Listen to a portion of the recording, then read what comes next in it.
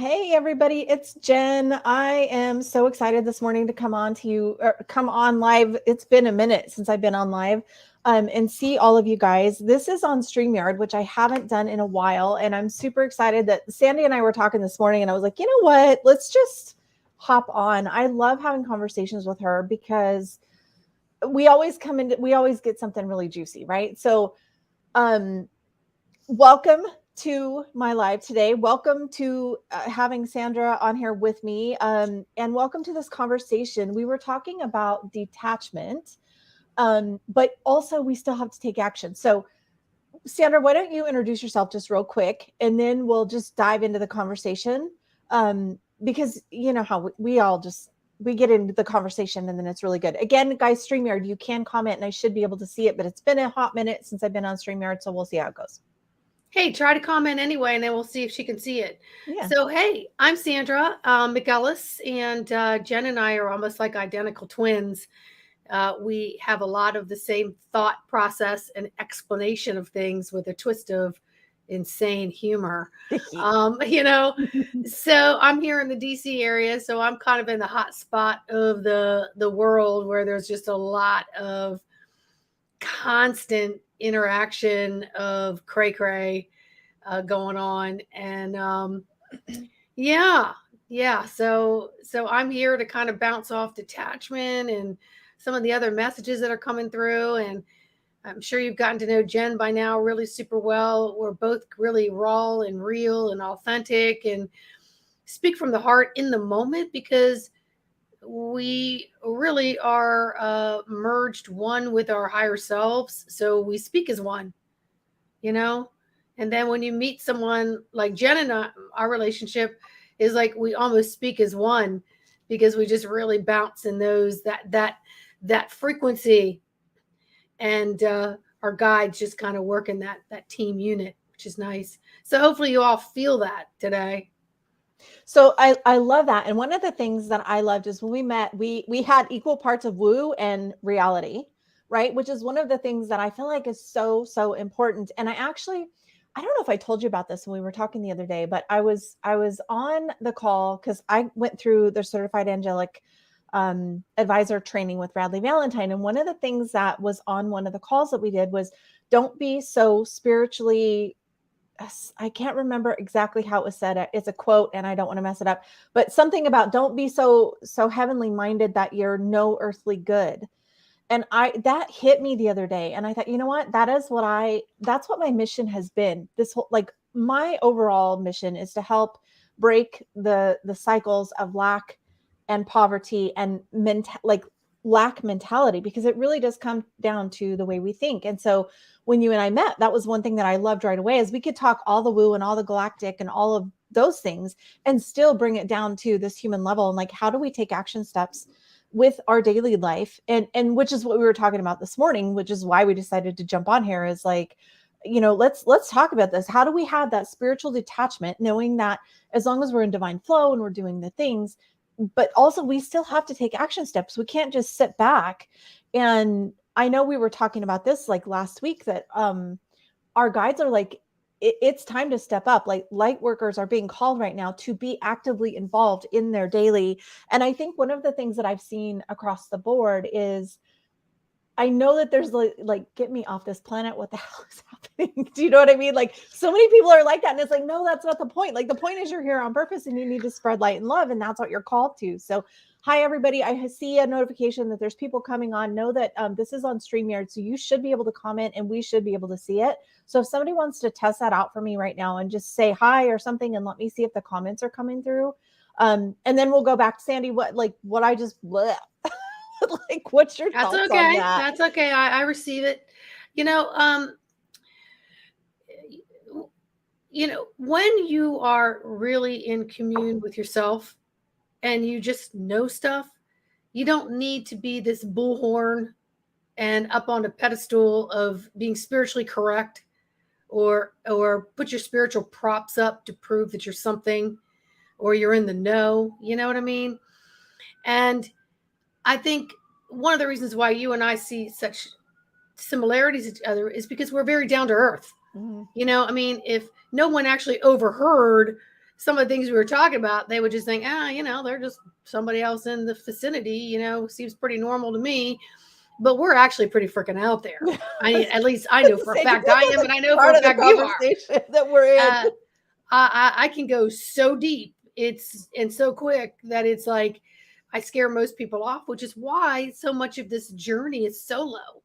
Mm-hmm. So much of it is just, really learning to be on the playground by yourself and mm-hmm. entertain yourself as you're learning all of the playground equipment that's constantly changing. It's constantly changing. And so until you can learn to interact with yourself in those ways, you're not quite as strong as an individual when you go jumping into a lot of these groups, which is why we have all these people following these people that are out there right now, mm-hmm. proclaiming their spiritual invested selves by offering you so much stuff. And so we lose a part of ourselves because we've never learned to really attach to the part of ourselves. So in order to learn that, we almost have to detach from persons, places, and things that have been programmed for us to follow because we're looking for answers through that. Which brings me to some of the topics that have been coming up lately. You've got these fires that are going on. You've got the air quality that's happening. So what are you seeing? What I see the last few days is both sides of the scale. People running around with masks on, scared to death, and then people out there jogging and running and panting on the corner street and sweating their tail off as if none of this is even occurring. So there's a huge degree of ignorance. And then I ask myself, why? And I think, well, some people think they can't step out of that because it's not their job. They really have to be on their own cycle of life because that's what they're programmed to do. And stepping out of it requires work and action. And so some people don't want to do that either. Right. Well, and one of the things that I think is really important that you said is this is a lonely journey. Like when you really truly dive into this spiritual awakening for yourself, it is kind of lonely because there's not very many people you can talk to. Or at least for me, my journey was there wasn't very many people that I could talk to and 1, feel safe, and 2, not feel judged, and 3, be able to ask some hard questions. Right. And one of the things that I teach, and one of the things that I like, this has been from day one, the whole reason that I created Embodied Grace Community, which is the Facebook group, is so that people can come in and ask those hard questions and not be ridiculed and not be judged and not be like, let's ask real questions and get real answers. And the thing is, none of us have exactly the right answer, right? Like nobody's a guru. Like if somebody's claiming to be a guru, I would say run the other way, like honestly. Now, of course, at the same time, if you're drawn to it, listen and see what resonates. But discernment is something I speak about all the time. Is you have to discern what is for you and what isn't. And then how far down the rabbit hole do you really want to get? And one of the things that keeps coming back for me is, yes, there's misery in the world. There always has been. But where are you focusing and what do you want to focus on? And then also what are you called to advocate for? Because there are some people who are called to advocate on some of those things that I don't want. That's not my wheelhouse. That's not where I want to be. But I feel like if we all trust where we're supposed to be and where we're supposed to be bringing light and love and open conversations, it doesn't matter. It could be in the darkness if that's where you're called, but it doesn't have to be either. So there's this whole myriad of things going on. And I feel like this is an important and timely information or timely time to be speaking about this because I have an inkling there will be some information coming out in the next few days that might be a little bit upsetting to people. I'm hearing you. I'm feeling it. I'm sensing it. And, what you're talking about with trust, trusting yourself. And sometimes when we're so deeply in search of something that we're not sure of, we have a tendency to overcram information into us until we're really super confused. And so we've seen in the last 3 years, the YouTube spiritual communities, I mean, there's pop-up groups everywhere. And, there's people that really want to capitalize on a lot of that. So what we have is what I want to call the alarmist and the ones who feel like they need to be 𝗹𝗵𝗶𝗴𝗏. I've got to get this information out. Everybody should know. Did you see the latest video on this? And it could be this clip and that clip. And so what I call that is, you're hitting everyone's alarm button. Well, and that seems like a good thing to do, right? But really what you're doing is playing right into the energy and the frequency of what they like. That's how that energy keeps getting. It's like the more you acknowledge it and speak it, not that you can't not acknowledge it, right? Like that's the one thing you and I, yes, this is happening in the world, but where do you want your focus to be, right? On the solution or the problem? Yes. And so much of it has the alarm bell of fear. It has a, and even me, who I feel is like got my crap together because I have done my work. I will see something and it's like, oh, because everything to me is filtering information, right? Because I can decipher it and not own it and not let it stick on me and not carry it, because I've been doing my work, and I do my work every day to clean my energy. But if I am to push something and listen to it, sometimes it's like, yeah. And then it's okay. Yeah. Oh, whoa, no. But there's so many people out here following so much of this information that they're accustomed to these peaks and valleys of hypersensitivity, and they thrive on that 11th hour adrenaline rush to have responses and reactions. But this is what I say. If I take the information in my transmitter and I'm going to put it out, I need to align it and ask, am I to put this out? Because if I could cause harm to one person, that's one person too many. And much of the information is to 𝗵𝗵𝗶𝗵𝗶𝗵𝗏 through my filtration systems, so that I can learn to be a better transmitter and a receiver, right? To become stronger. But you've got so many people out there pushing predictions and pushing. And what do we have right now? Oh my God, we have right now the whistleblowers. Now everybody's pushing the button of UFOs to crash sites, and we're seeing this and that. And we all know that's a huge distraction, even though some of it is true, and it's been around for a hell of a long time. And right. And then you've got people out going, I'm going to be communicating with the spiritual community of the galactics, and I'm ready. And I'm like, you can't even handle a wind of energy that knocks you off your feet. How are you going to handle the energy of an extraterrestrial being who's so much more than a physical being? How are you going to handle that energy? That's like saying, I'm going to go plug into the power station of my neighborhood, and you're going to get electrocuted. Right. So I'm giggling as you're speaking, because I know we haven't talked. I mean, we got on this morning and we're like, before we even go any further, let's just go live. Like, let's just go talk about this. But yesterday in my membership group, we were literally talking about this. And I think it's important because, like you said, it's going to bounce through your system, right? So we need to be looking at our nervous system. And again, this is not anxiety or anything like that. I'm talking about our physical nervous system, because we are processing so much information and so much more than we've ever had to process at one time. And our nervous system, and I know you and I have talked about this yesterday, but on my call, what we were talking about yesterday was integrating all of our energy bodies, like not only the chakra systems, but then also we're more than this skin, right? Like we have our physical, and then we have a mental and emotional and spiritual, and then our cosmic or galactic or whatever you want to call. Like I always say, physical, mental, emotional, spiritual, galactic. All of those layers are actually part of what make us up as a whole being. And those are all kind of coming online, even for people that don't understand that that's what's happening. So we're being asked to integrate in a new level. And again, I think it goes back to, can we know all this stuff is going on, find our center, calm ourselves down, stay grounded, and detach from it. And this is like some of the gurus, right, in the past, like being in the now. Like, can you be in this present moment, knowing that, yes, this is what looks like is going on around all of that, and how are you going to let it affect you? Can you still stay grounded, take action steps, trust your own divine guidance, and do what you're called to do in your life without getting derailed from all of this outside noise?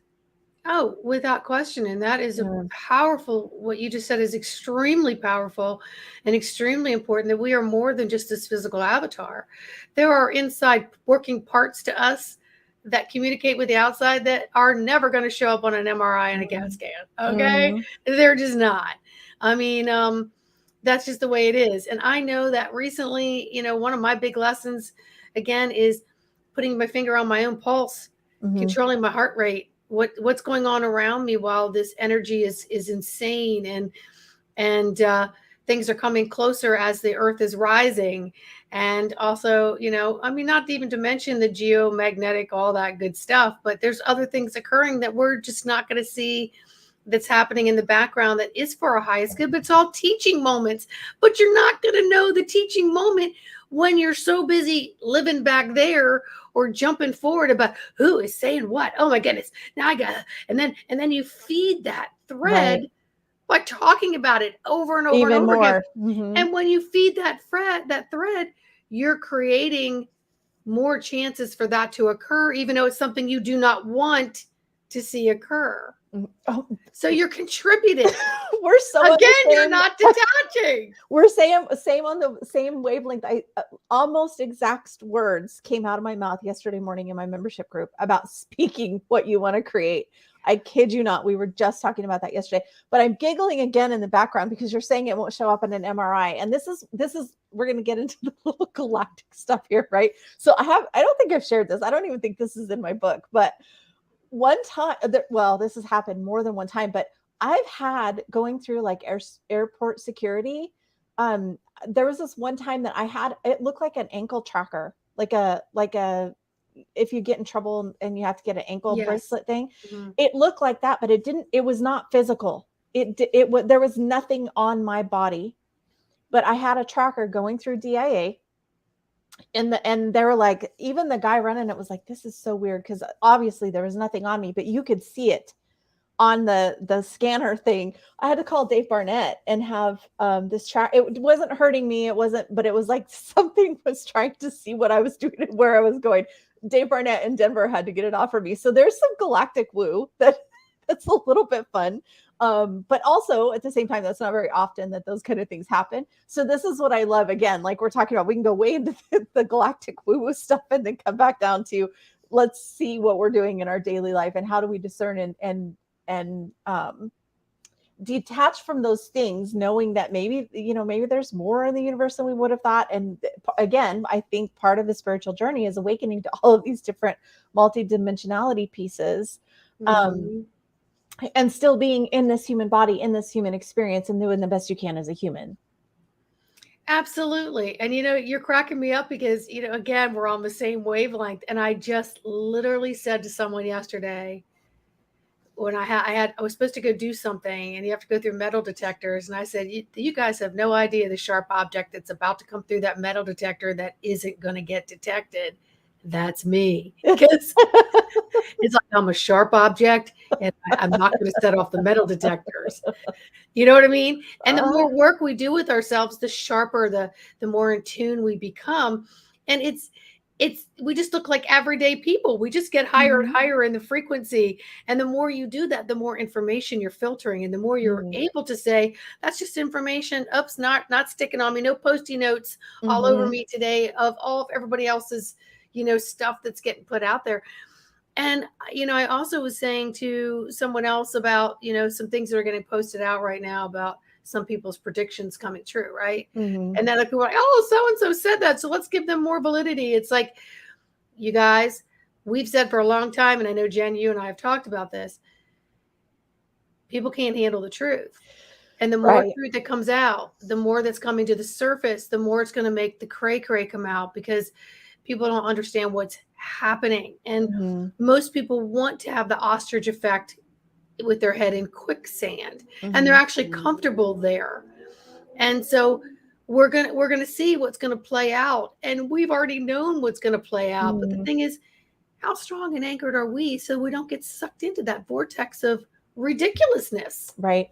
Well, and my guides even I'm trying to remember when I first even got the prediction, quote unquote prediction. Basically what my guide said is like, everything was as we know it is going to crumble. Okay. But there was never any fear behind it. They're like, just be prepared. Like things will change, which things always change. Right. But they're like, things are going to change. It's going to be a little, maybe scary, but my guides always are like, don't forget all is well in divine truth. So I think that's where the fear mongering is. They want to get you wrapped up in the fear mongering. But when we come back down to the base level, like if you can hold on to, again, that grounded space within you and know that all is well, you know, regardless, unfortunately, it sounds like I'm like not understanding the gravity of what happens out there, but in divine truth, we have to come back to that anchor that all is well. And if we can hold that frequency of love and light and groundedness and stability, I feel like that's a word that's been coming up for me, is stability, regardless of what happens. Right. And I was thinking about this this morning, getting ready, like think about in human history, all of the things that this is the end of the world, right? Like, and I'm not saying that's what's happening now, but I'm just saying, like, there's so many times throughout history where people have probably gone through something similar where they think this is the end of the world as we know it. And it has been, but it still continues, right? Until it doesn't. And I'm a little bit detached from that because I'm like, well, I mean, what are you going to do? I hear you. And, when you were talking, I was bringing it back again to the reality of the smoke and the smog, right? People are still going to go to and fro because they know there's an essence of oxygen out there that they can cleanly breathe. So it's not going to stifle people if they're in trust that they're going to be okay. So there's not just ignorance walking around out here that all this stuff is either not occurring, or all the alarmists that it is occurring. There's those that are the more of the fulcrum of the balance of trusting. And when you were saying that about the trusting, it's like I had to take a deep breath on that because I really wanted to let that integrate within my body, because trust is the key to everything. It's the key to everything. And that there's so much here unknown to us.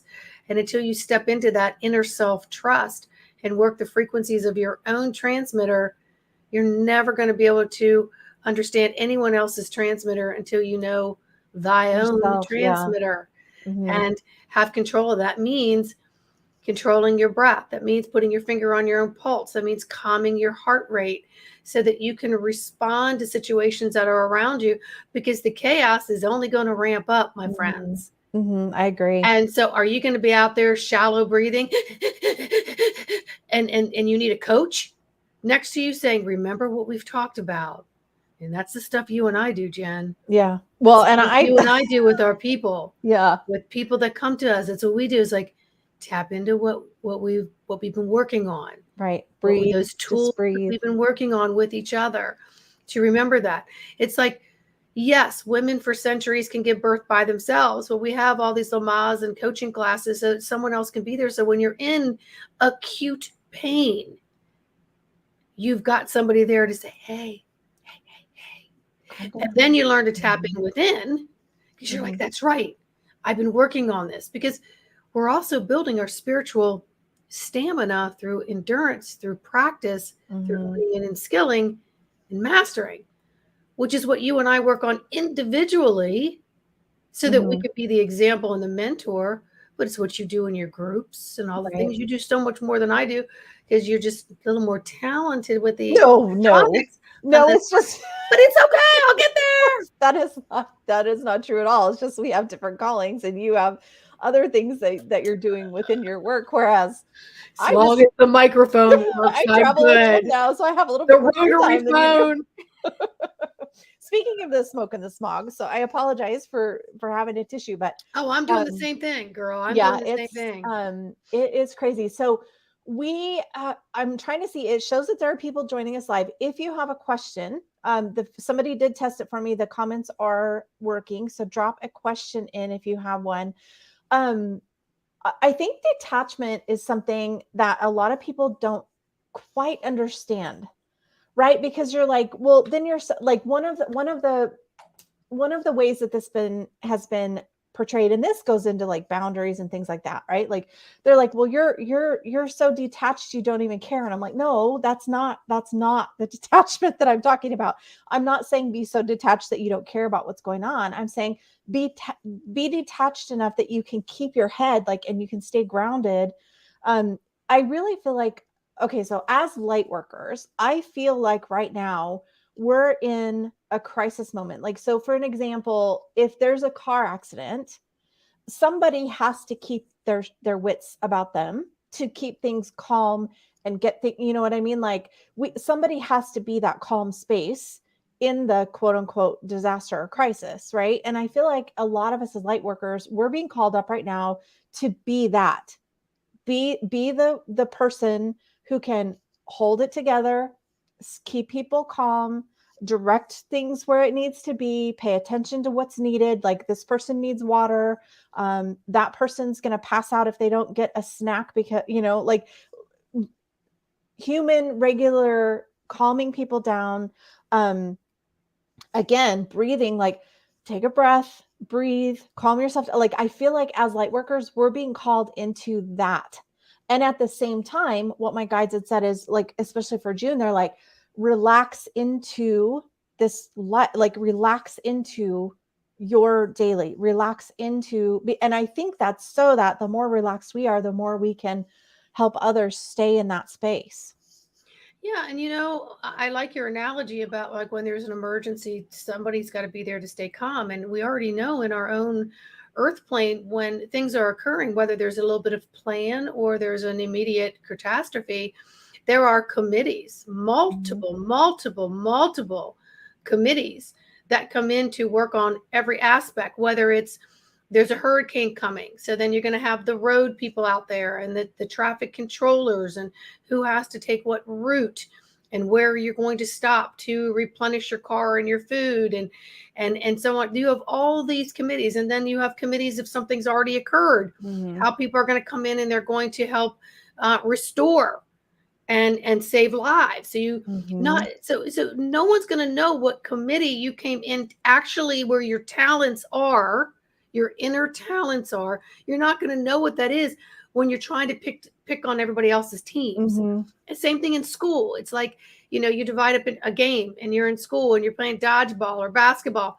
You're always picking your besties, right, to get on your team. But they really might not be the best person equipped for you to get the ball from this end of the court to the other. Maybe you have to say, hey, I really like you as my friend, but I need this stronger individual to be on this side. I need a taller one over here and a shorter one over there. Right. But you got to figure out what are who you? You are for, yeah. What are you? Where is what your is committee? your divine blueprint so that you know where your strengths are? I agree 100%. Yeah. And that's where detachment comes in, because you know, you almost have to do the quiet soul's journey. Yeah. Well, and you can't be everything to everyone. That's going to be exhausting. Yeah. It took me a long freaking time Me too. Me too. Because I've literally given away all my energy. Gas tank was empty a lot because I'm like, well, I just spent the whole week fixing this and that, and or doing this for a day in bed, and then I can't afford to have a day in bed. And so we've all gone through these humps and bumps of finding who we are and where we belong, and putting boundaries and value on this prime real estate. Because without this prime real estate, no action can occur. Yes. So you got to pick and choose your actions. Yeah. And that's exactly, I was just going to say that. So this is another thing that I always talk, this came through, I can't remember, it's been years ago that it came through, but I remember telling it was again in the membership group, but I've shared it since then. So it's not like this is some, big secret or whatever, but one of the things that I think as light workers is we really get exhausted sometimes. And it's because it's not all on you to be everything to everyone. Right. So yes, there's a lot going on. It's super important for empaths and light workers and starseeds to learn about healthy boundaries, and then knowing what is your calling, like where are you meant to step up and where are you meant to step back.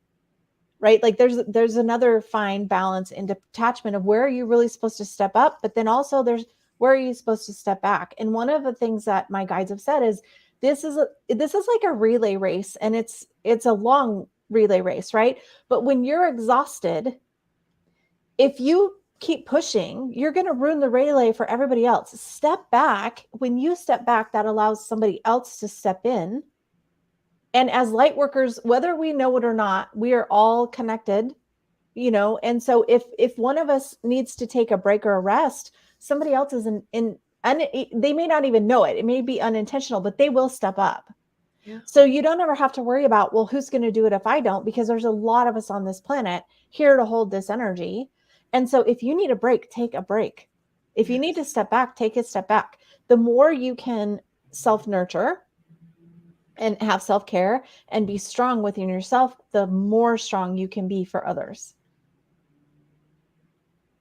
I am getting all kinds of video pictures in my head right now. The relay race has always been one that comes up for me too.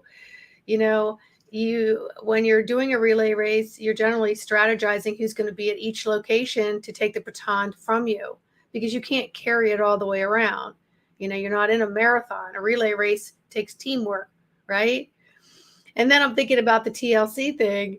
And, I remember when I was married and it was like, oh, so you got your nails done and got a massage? Well, isn't that lovely? And I would say, yeah, well, I'm sorry you didn't put it in your calendar. And this makes me a nicer person. And that's not going to get you what you want tonight. So I suggest you rethink what you just said to me, because if you want what you want, then I'm going to need to receive what it is that my everything needs in this moment. So you have to learn, because so much of us that want to go into this, a little bit of TLC, we feel guilty because it's like, well, we really have this responsibility and this person really needs a little bit more of me. And that's selfish of me. Well, damn it, get your selfish on. Get it on in a way that's different. That's another, so that's a paradigm that I've worked on my entire life, and I try to help others break, because that's a self-deprecation type thing. And that totally goes into unworthiness, right? So if you're believing that you're unworthy of the things that you need to physically feed your body, to mentally feed your body, spiritually feed your body, emotionally feed your body, like if you physically need medicine, or if you physically need physical therapy or massage therapy or whatever, then you need to do that. If you physically feel better when you keep yourself up, like with nails and all the things, I kind of need that, because if I don't take care of myself that way, I don't feel as good as it is if I take care of myself in a way that I like. It doesn't mean that you need to get your nails done, or it doesn't mean that you need to go do any of the things that I do. But also at the same time, like, don't judge me if that's what I want to feel better, right? Absolutely. Same thing. Like, if I want to go get a coffee, like, don't judge me because I want to have a coffee. If you want to drink a wine, I'm not going to judge you for that, right? Like, there's all of these things about where that's another thing, we've got to stop judging. And a lot of times it comes from, well, I bet it must be nice. Well, you know what? It is. And until you believe that you're worthy of that, anytime you're saying, well, it must be nice, you're actually saying that you're not worth it. Right. It's a really weird paradigm. Yeah, I totally get it. I know, even just for me, back in the days when I used to do massage, I would see my hands on people's bodies. And I liked going for a manicure once a week, whether I got paint or not paint. Mm-hmm. It made me feel like the extensions of my heart, which were my hands, that I had to see every day, brought beauty to me, which extended beauty to all the people that I touched. Mm-hmm. And I still do it to this day in medical aesthetics and in my Mm-hmm. healing work. Okay, I got some chipped up ones right now because it's been 2 weeks, but it's important to me. And that's the one thing I like to do for myself. Mm-hmm. Yeah. And so it helps me be a better person, because it helps me love myself. But, Right. it goes into this self-respect thing. You cannot blame anyone for not respecting you if you do not live and breathe respect of yourself, and finding out where those pieces are. It's not like, I worked hard all week and now I deserve this glass of wine. Well, that means you had to do all of this grunt stuff to get there to enjoy that. Yeah. Instead of just saying, oh my goodness, my week is over, I am going to sit and bless and enjoy this grapevines that provided me this glass of delicious, whatever it may be. Right. It could be right.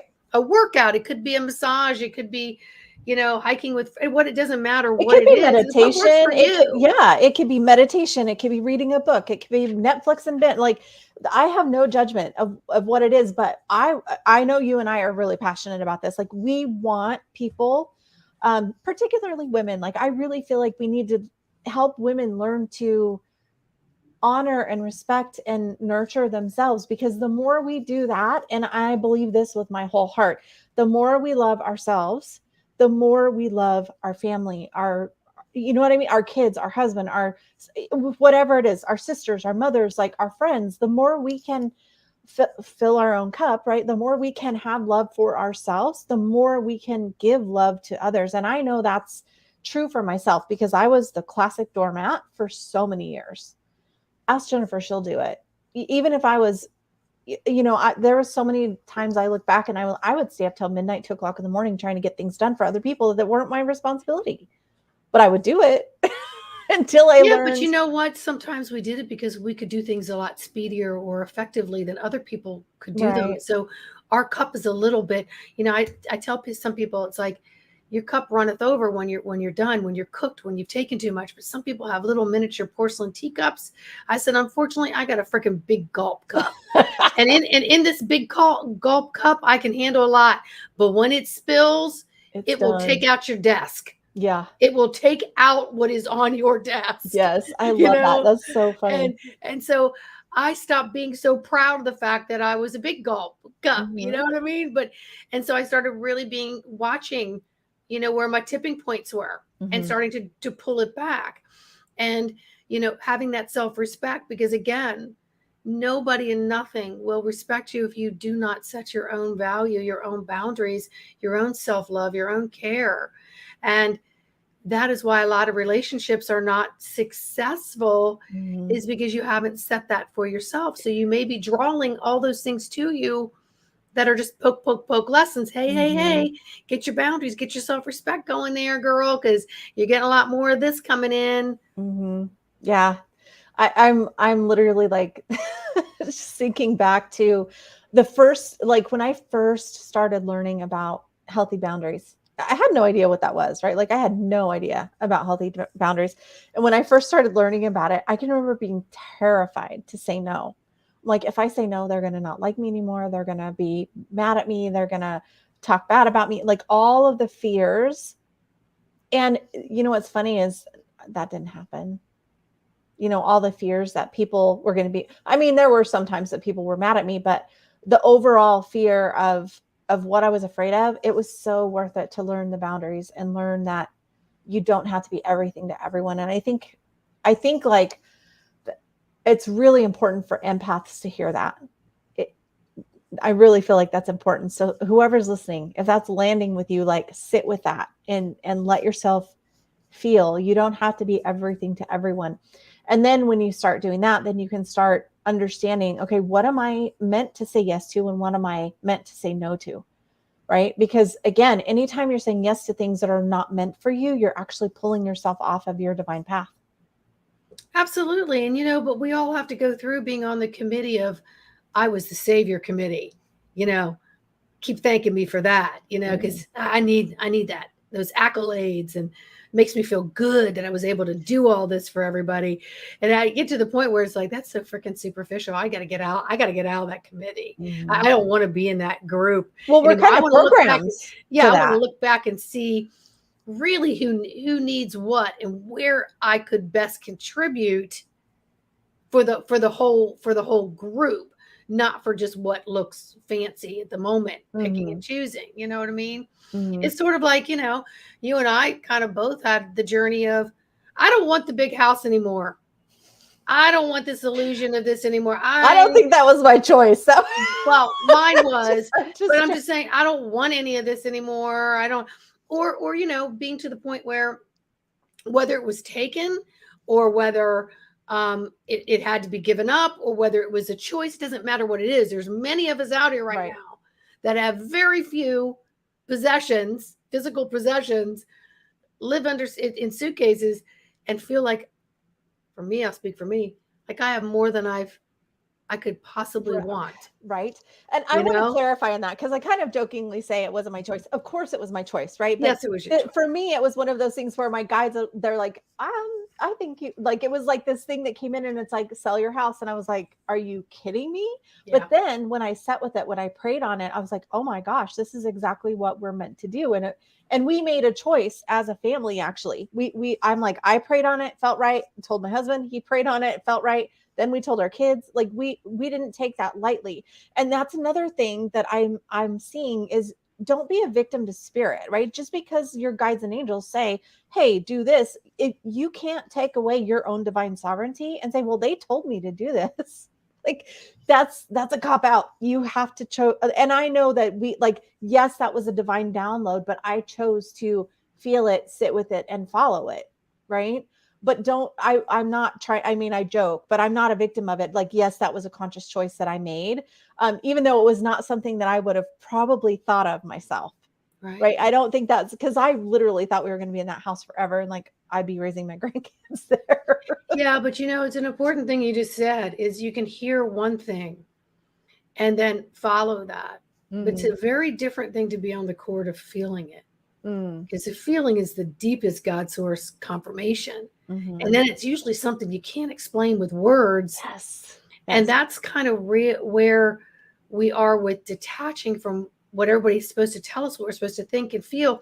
Until you detach from those things, you really don't know what is your own thought, what is your own individual feeling. Because, it starts at birth. You're told what you're going to eat at the family table. And then you learn to pick up taste buds on that, what you like for activities and where you fit in the herd of the family. And then you carry all these things into your adult life. And then you may rebel and all these other things. And if we can just stop and detach from what we think everybody else's guidelines are and create your own guidelines. And, I was thinking this morning, about 2 weeks ago, something said, "Hey, Sandy, order a mini air filter for your room." I was like, "What?" Well, I mean, okay, I guess I could do that. And so I started scanning around looking for a few mini air filters. And I was like, "Oh, I'm hearing, just put one right there on your desk. It'll just help filter some of the air, help with allergens and things like that." I had no clue what was coming 10 days later. And literally this morning I was like doing something and I was like, "Oh, I've only turned that thing on once and it's sitting right here on my desk." And Spirit was like, 10 days ago, order an air filter. I'm like, "What? Where did that come from?" Maybe I should just order another fan to keep my room cool. They're like, "No air filter." I'm like, "Okay. Right. Okay." And it felt right. And I did it. And there's a reason why I have it. Now, if it's going to put a dent into what's happening when the windows are open, I seriously doubt it. But at least I listened. Right. I listened and I combined it with the feeling. Right. Well, and that kind of brings us full circle, because I know, like, you and I could probably talk about this all day, but we're almost at 45 minutes. So I think that's going to bring us full circle right now back to your nervous system and calming yourself down. Because if you're not in that calm, grounded, stable, trusting state, you're not going to be able to hear or listen or feel when those divine intuition things come in, let alone feel secure enough to follow them. Right. So with everything we've talked about, and with the detachment and the boundaries and our nervous system and calming down and being that stability in the light, I feel like this whole conversation, I feel like, just comes back full circle to one of the things that I think is the most empowering thing that you can do for yourself right now in this moment, being June of 2023. Learn to breathe, learn to calm yourself down, and physically, mentally, emotionally, and spiritually breathe, calm your body. The more we can calm the physical nervous system, the easier it's going to be to calm the emotions, the thoughts, and everything else that goes along with it. What do you think about that? Well, I agree with you. And I think that's been a major message, is get your finger on your own pulse, because your pulse has to contribute to the pulse of the universe. And so if your pulse isn't in alignment and you're contributing to those fear frequencies, then shame on you, because you have control of this transmitter. You have a choice, right? You can either follow what everybody else is doing, or you can stop, drop, sit, connect with your breath, try to get some divine messages that suit what it is that you really came here to be a part of, right? To be part of the healthy changes, not part of the unconscious, unhealthy things that are occurring. And when you were talking, it was bringing a story to me about, I would sit on my back deck and I have these giant carpenter bees, which are very intimidating. So I looked it up and I'm like, they don't sting. They don't really land on you. They're protecting. And I was like, oh, I can handle that. So I go out and I start dialoguing with them, and they dive bomb me. And so we finally started having some kind of dialogue where they stopped freaking me out, even though I know they couldn't sting me. So as I'm learning to put my hand on the pulse there, fast forward a few weeks later, I'm at a friend's house and a bee lands on my hand. And of course, your thing is you naturally want to swat it away Mhm. because you know it can sting and harm you. But I didn't have that inclination to smack it. I wanted to observe it. I was looking at it as messaging to me. But as I'm looking at it, I could feel my human getting trepidation, the heart rate coming up. And I was paying attention to, oh dear, what if it stings me? And then I'm like, well, so what? What if it does? It's going to hurt for a little bit. And then my mind turned to, no, I don't want to create a nervous energy within myself that makes this bee respond to stinging me with the only stinger it's equipped with. And so now it loses its life because I couldn't contain my heart rate and my nervous system. You see where I'm going with that? Yeah, I think you're better than me. I probably would have been freaking out. So but I mean, I'm kind of bringing light to that, but it's so true. Like you've got it. This goes back to that crisis situation. Can you keep yourself calm in that? Yes. Right? Like, I've had experiences like that as well. And I'm actually like, I've been stung before. And when I did, like, it looked like, you know, those gloves, and if you take a glove and blow it up, that's what my hand looked like. It's but painful. yeah, but also since then, it's the same thing. Like when you have kids, you learn, like, the first thing I always tell, if they get hurt or if they fall off their bike, or it was like, it's okay. Breathe. Let's breathe first. Once I would get them breathing, then we would assess. Okay, where are you hurt? Is this a Band-Aid or is this an ER? Do you know what I mean? Like, so, but somehow instinctively, I always knew breathing is the first thing that you need to do. And even though I've been stung before by bees, a bee, I have progressively over the years been like, okay, there's a bee. I'm just going to breathe. And you don't have that reaction. So I understand exactly where you're at. And I feel like that's how, like, I want to say that's how the news might be here coming up. Like, don't react like that. I'm also hearing, you know, when you transmit out the fear, the bees become more antagonistic. And I believe that is a metaphor for what is really happening right now, is when you have an opportunity to contribute energy, where are you going to actually place your contribution? And is your contribution the best it can possibly be that's going to be counterproductive or productive?